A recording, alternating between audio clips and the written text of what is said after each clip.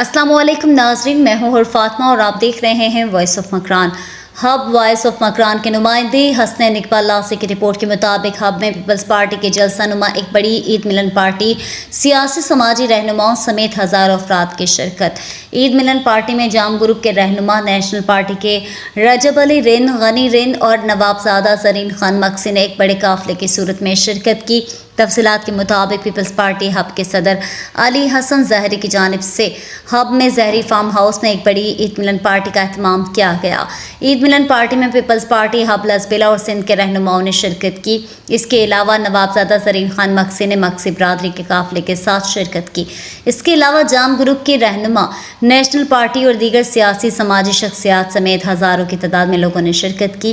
Peoples party hub के सदर अली हसन जहरी ने आए हुए मेहमानों ईद मिली और इनका शुक्रिया अदा किया। बादअज़ां आए हुए मेहमानों के लिए ज़ोहराना का भी इंतज़ाम किया गया था।